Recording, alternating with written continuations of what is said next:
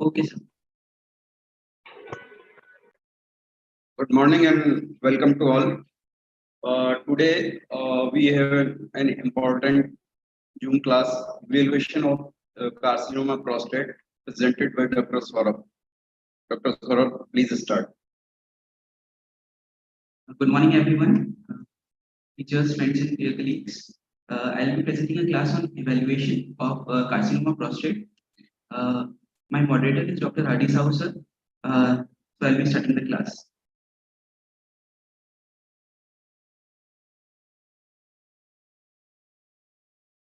So there are various factors for evaluating CA prostate. First is PSA, prostate specific antigen. It's a glycoprotein that acts as a natural serine protease. Molecular weight is there. It is formed by amino acid sequence. It belongs to the calligreen family and located on chromosome 19. Low concentration has been identified in other tissues also, such as endometrium, breast tissue, salivary gland tissue, urethral glands, etc. So the age adjusted normal range of PSA to diagnose the C prostate is given in the following table. So for 40 to 49 years, it's less than 2.5 nanogram per ml. For 50 to 59, it's less than 3.5. And the basic patients that we are getting are old age patients. So 60 to 69 less than 4.5, more than 70, less than 6.5 is normal. PSA is organ specific, not disease specific. So it will also reflect the cases of BPH, not only CA prostate. Its half-life is 2 to 3 days. Role of free PSA is more applicable to PSA levels less than 10 nanogram. The 4K score is derived from a serum assay testing total PSA, free PSA, intact PSA, and HK2. PSA cutoff level for men aging 65 years and younger being screened for prostate cancer is 2.5. Free PSA more than 2.5, no need of biopsy. 0.25 to 0.15 consider biopsy, and less than 0.15 to biopsy. PSA 3 is a urine marker for patients with raised PSA with negative biopsies. PM3 was the first urine-based genetic test available for C.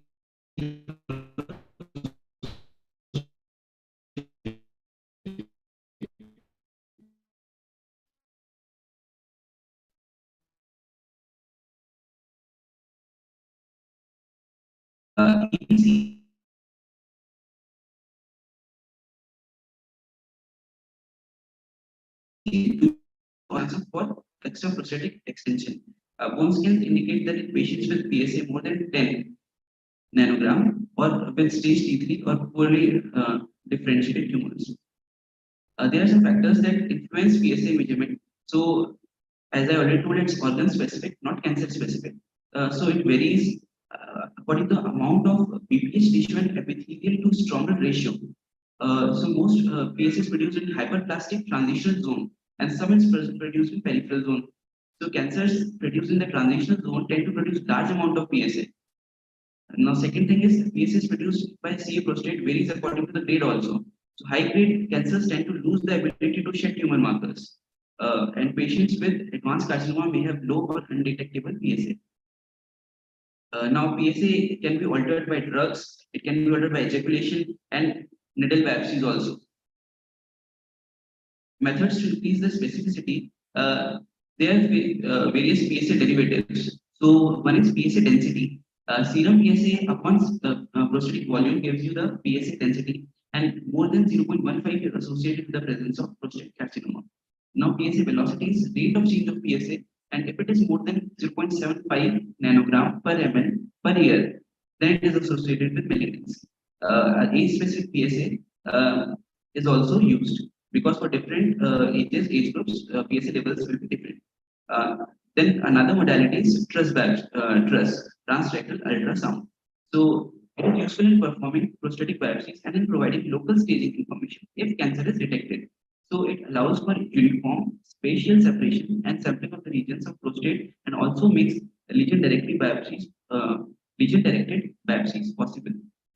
C prostate appears as a hypoechoic region mostly in the peripheral zone. So it's a diagram showing the prostate, urinary bladder, and rectum. We can see that the probe of truss biopsy has been entered via the rectum, and the needle, true cut biopsy needle is used to take the biopsy samples. Here, it is worth mentioning that hypoechoic lesions are usually see prostate presents as hypoechoic in 60% cases, isoechoic in 39%, and hyperechoic in 1 to 5%. Traditional indication for prostatic biopsy is abnormal DRE, abnormal PSA velocity that is more than 0.75, and PSA more than 4 or age appropriate range. Consider decreasing in men in 40s and 50s or with other risk factors. Truss biopsy should give you the best visualization of the biopsy path in sagittal plate. A 12-pore biopsy is standard on initial biopsy. Sonographic criteria for extracapsular extension is pulsing of the prostatic contour or angulated appearance of the lateral margin. Also on sonographic criteria for seminal vesicle invasion, posterior pulse at the base of the seminal vesicle or asymmetry in the echogenicity of seminal vesicle is associated with hypoechoic areas at the base of prostate. There are some complications in prostatic biopsies. A patient may develop fever post-procedure, UTI, bacteremia, prostatitis, hematospermia, sepsis, urinary retention. So we have to keep these things in mind. Now, prostatic biopsy is a systematic sextant prostatic biopsy. It was most commonly employed. Biopsies obtained under truss guidance from the apex, midsection, and base of each slide of the prostate at the mid-sagittal line, halfway between the lateral bottle and midline of the gland, to predict extracapsular extension and risk of relapse following the radical prostatectomy. We also do this biopsy. Now, this is one image of the truss guided image. We can see a hypoechoic lesion is the lower left corner, and it in the right peripheral zone. This is another diagram showing transrectal sonogram of the prostate, and on the topmost side we can see the hypoechoic bladder, and below that we can see the prostatic tissue. Additional investigations after negative prostatic biopsy. So there are a few tests. If a prostatic biopsy turns out to be negative, but we are quite suspicious that it can be it can have a tumor, so we can go for Progensa. That substrate is urine, and it is FDA approved. Second is PHI, that is also FDA approved. The rest of the three things that I'm going to discuss: select MDX, confirmed MDX, and PHI. These tests are not yet FDA approved, but they can be helpful in the future. Prostate uses indium in 3-capropentatide, a radio-labeled monoclonal antibody to prostate-specific membrane antigen to identify soft tissue sites of prostate cancer metastasis. There is a Vienna nomogram. It's a function of gland size versus age of the patient, and that depicts the number of biopsy cores required to give a positive predictive value of 90%. Elastography is a green color depicts normal tissue, and blue color depicts abnormal/malignant tissue. In biopsy, Gleason score is the clinical prognostic factor that has been consistently shown to best predict death from prostate cancer. Now there is another biopsy, saturation biopsy, in which we can take 22 cores. The normal cores were 12 that we were taking. Now in saturation biopsy, we can take 22 cores for a patient with an initial negative biopsy and an elevated PSA or abnormal DRE. So in this, what is the advantage? We are taking extra cores from the anterior zone also, and the advantage is better sampling of the apex and anterior zone and more longitudinal cores from the peripheral zone.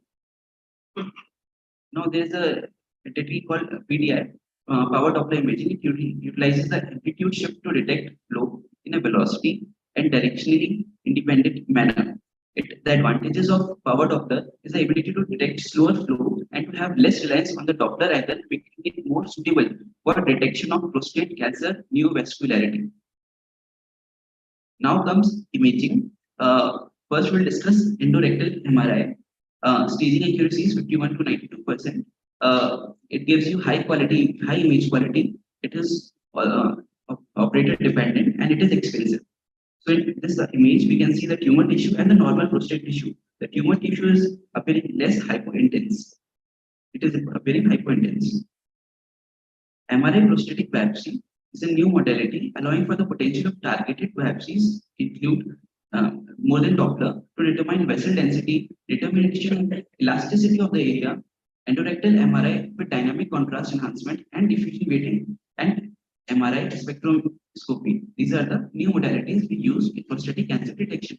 Newer imaging modalities such as fusion biopsy, which couples the MRI image with the real-time ultrasound image, have the potential for allowing the clinician to target specific suspicious areas. Now comes the prostate cancer grading. Grade describes how much the cancer cells look like normal cells. For example, do the cells look almost normal or very abnormal? This is what is grading. The grade of the cancer can help to predict how quickly the cancer will spread. The Gleason system is the most common method grading system used. It was devised by Dr. Donald Gleason in 1976 based on microscopic tumor pattern assessed by the pathology while examining biopsy. It is based on the degree of loss of normal architecture of the gland.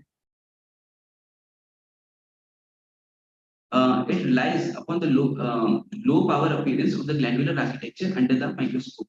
Pathologists assign a primary grade to the pattern of cancer that is most commonly involved and a secondary grade to the second most common observed pattern. So the Gleason scoring is done as primary grade plus secondary grade. So grades are 1 to 5 and scores are 2 to 10. So if the grade is 2 to 4, it's well differentiated, 5 to 6 is moderate, and 8 to 10 is poorly. Now we can see the patterns that can be seen that we can see in Gleason staging. In pattern 1, there is a circumscribed nodule closely packed with separate uniform round to oval cells are seen. So it looks like a normal tissue, glands are well visualized. But in pattern 2 and slowly towards pattern 5, we will see that there will be no glandular differentiation, only solid sheets of cells, pods are seen. You cannot appreciate the glands, acini, and the empty spaces in between. So from pattern 1 to pattern 5, Gleason scoring is used. In pattern 2, there is the circumscription of the acini are slightly lost. The cells are loosely arranged. In pattern 3, there are discrete glandular units. Pattern 4, those become fused microacinar glands, ill-defined. And in pattern 5, there is no actual glandular differentiation. So this is the Gleason score 2 to 6, and the International Society of Uropathology grade is 1. The Gleason score 7, that is 3 plus 4, that is 2, and then Gleason score 7, 4 plus 3 is given 3rd grade ISUP, and so on. These are the few diagrams in which we can see in the slide that there are well-developed, well-circumscribed glandular tissue. We can see the acini and the tissue is well preserved. Now, slowly the tissue will get disrupted. Now, other parameters in a patient with CA prostate could be the patient could have anemia, thrombocytopenia, bone marrow involvement resulting in pancytopenia. These also are the things that we can look for while examining the patient of CA prostate. Then we can also check for the renal function test. It may be performed to detect the renal kidney damage, especially after long-standing urethral obstruction or urinary retention. Now, in imaging, we will be discussing axial imaging, selectively performed to exclude lymph nodes metastasis in high-risk patients who are thought to be candidates for definitive local therapy. Criteria is negative bone scan, T3, T4 cancers, or a PSA more than 20, or primary Gleason grade 4 or 5 cancers. Now, in that, one I will be discussing is bone scan. Radionuclide bone scan is the most sensitive modality for the detection of skeletal metastasis. This is in contrast to bone survey films, which require more than 50% of the bone density to be replaced with tumor before they can identify distinct spread. Skeletal radiography is obtained only to confirm a positive bone scan in men at low risk for bone metastasis. Radionuclide bone scan can also screen for upper tract obstruction and thus can obviate the need for further evaluation of the urinary tract in men with prostate cancer. Strategy of using bone scintigraphy in a staging evaluation of all PSA screened men may not be cost effective. Bone scan can be omitted in patients who are newly diagnosed untreated prostate cancer or who are asymptomatic or have seen a PSA concentration less than 10. Consider bone scan, as I've already told, PSA is more, Gleason grading is more than 7, and this is locally advanced. This is the image that shows bone scan. So in the image on the right hand side, we can see there's an abnormal hot spot that may have arisen from the prostatic carcinoma in the vertebral level in the dorsal spine. We can see a bright spot that could be a metastasis from the CA prostate. Now there comes dual energy X-ray absorption metric DEXA. It is considered best and most accurate to measure bone mineral density. Radiation dose is similar to that of chest X-ray. X-ray arm is emitting two distinct low energy beams passed over the supine patient. The bone area can be segmented, and the difference in the attenuation is used to calculate the density of the bone, fat, and lean muscle. So T score and Z score, these are two things used. T score is used for osteoporosis if it is less than 2.5, but if it is normal values are greater than -1. And Z score is based on age, sex, and ethnicity matched criteria and utilizing children and premenopausal patients. Now comes PSMA PET. It is a latest and evolving imaging technique.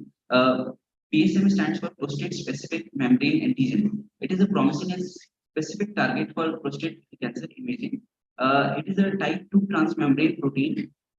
It is also known PSMA gene, also known as FOLH1 gene, is located on the short arm of chromosome 11. It is only enzymatically active in its homodimeric form.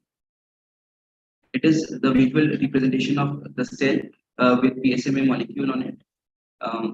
PSMA expression and localization in the normal human prostate is associated with cytoplasmic apical side of the epithelium surrounding the prostatic ducts.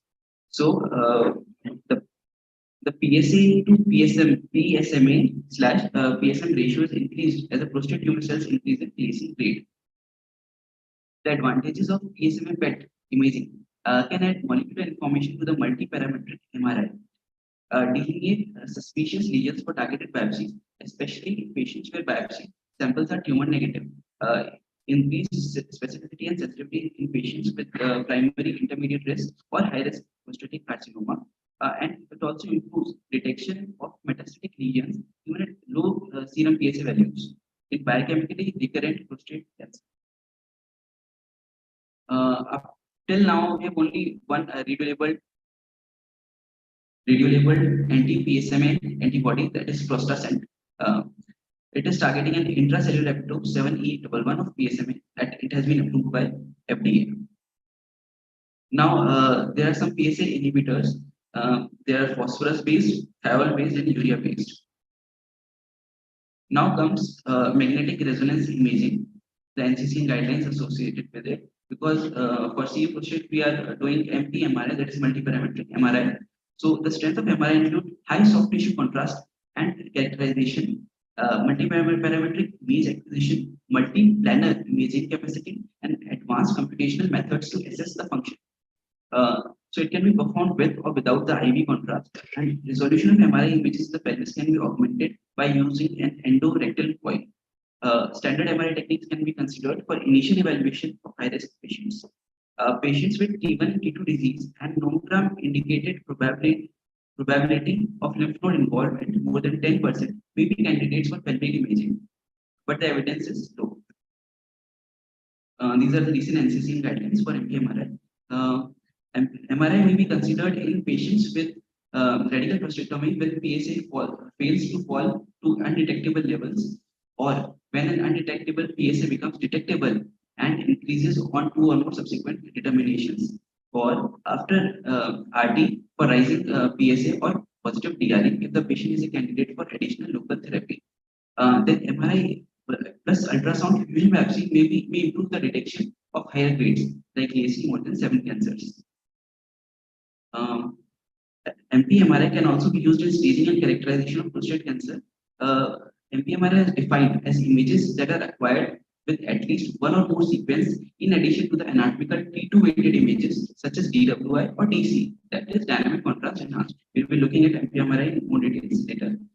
And then comes PET scan, PET CT. So PET CT is using C11 choline tracers. It may identify sites of metastatic disease in men with biochemical recurrence after the primary treatment failure. Other choline radio tracers are under evaluation. Oncological PET CT is performed typically using 18F fluorodeoxyglucose (FDG), a radioactive analog of the glucose. We'll briefly discuss MR spectroscopy, the addition of metabolic information obtained at three-dimensional endorectal MR spectroscopic imaging to the anatomic data obtained at MR imaging has been shown to improve the tumor localization, its staging, its volume, and assessment of the tumor aggressiveness. Also, we can make a graph in MR spectroscopy that will reveal the level of different substrates in the body, like citrate level, polyamine level, poly levels, and we can compare these levels to identify whether it is a case of carcinoma or not. So, if citrate and polyamine levels are either substantially low or reduced in prostate carcinoma, whereas poly levels are elevated relative to the creatinine, and we can see a graph in which we can see the spikes that depict the level of various substrates, and that can give us idea as to it's a carcinoma or not.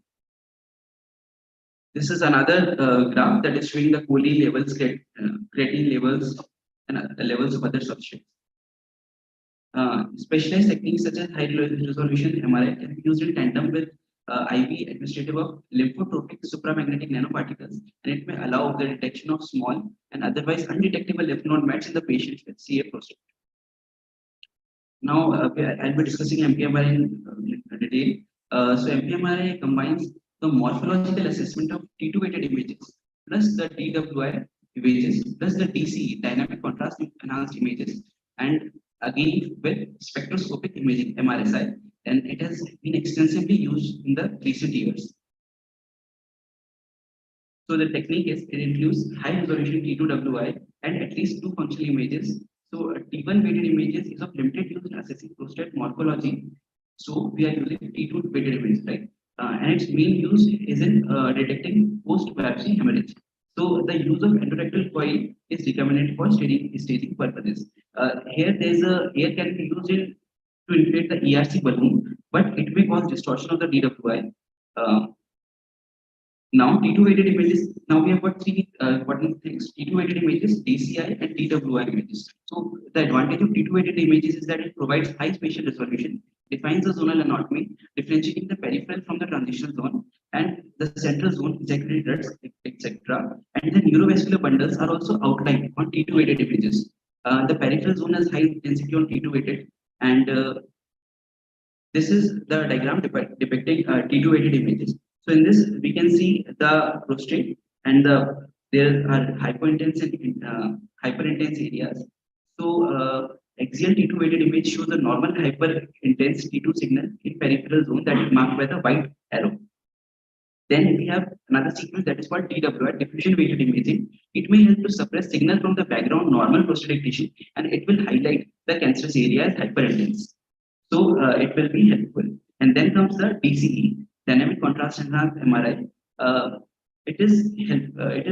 However, used as dominant sequence for detecting residual or recurrent tumor following therapy. That is the use of DCE. Now, this is a dynamic contrast enhanced image, and in this hyperechoic nodule can be seen that is a recurrent CA prostate. Now, this is the zonal anatomy that will be used to locate the cancer in the prostatic tissue, and this is a small video in which we have run through sections. The seminal vesicle is being visualized. Then we can see the transitional zone, the prostatic tissue, and the peripheral zones. There is a capsule that is disrupted. It could be extracapsular spread of the CA prostate. Now it occurs in the mid zone, which is the posterior lateral sector of peripheral zone.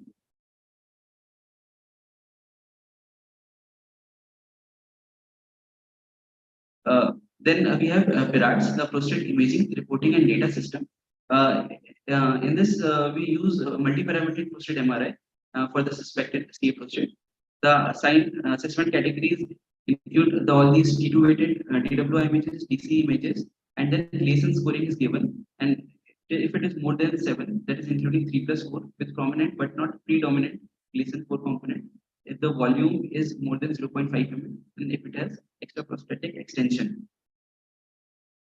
Now, PIRADS are each lesion is assigned a score from 0 to 5, indicating the likelihood of clinical significant cancer. PIRADS 1 is very low risk, and PIRADS 5 is very high clinical risk of cancer. And where the cancer is highly suspicious. And Virat's X, it is a component of exam technically inadequate or not performed. Now there comes radioimmunoscintigraphy, in which monoclonal antibodies and radioimmunoscintigraphy is used.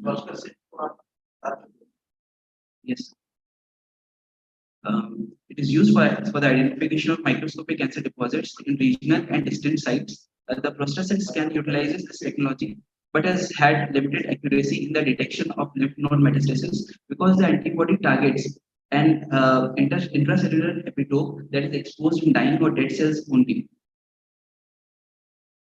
Now, there are some molecular staging as well, detection of circulating levels of prostatic cells in the peripheral blood of men with CA prostate.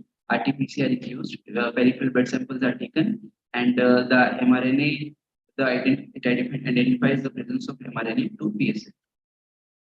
Now, gene expression. The advances in proteomic technologies such as cell-top mass spectroscopy offers the potential to identify the presence of disease from human serum and other fluids, and we also provide new targets for diagnosis and therapy.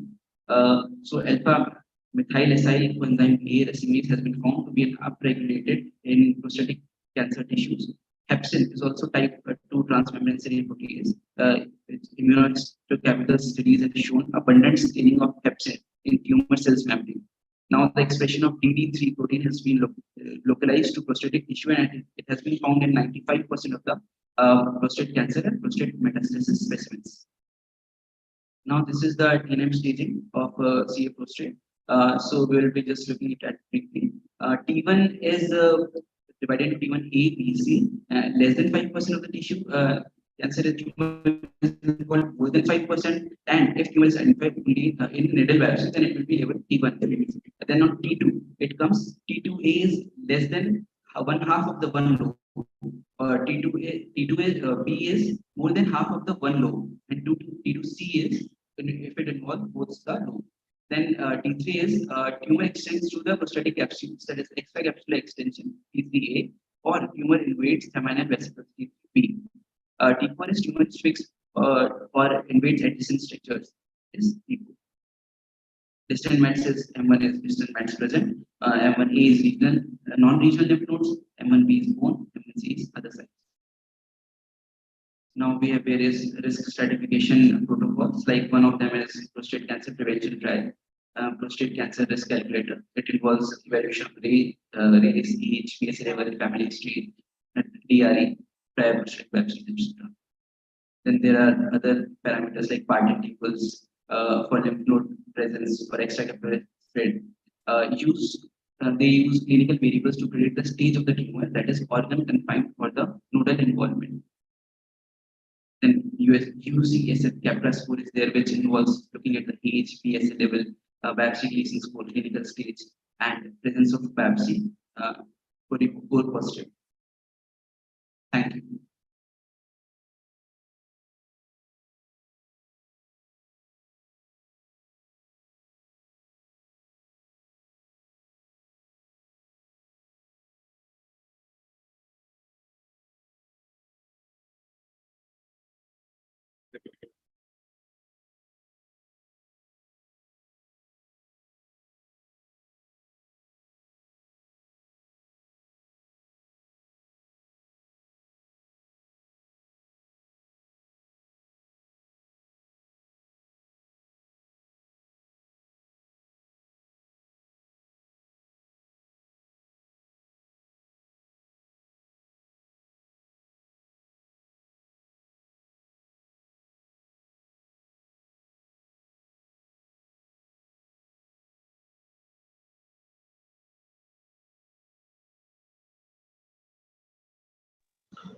So, sir, shall I end the meeting?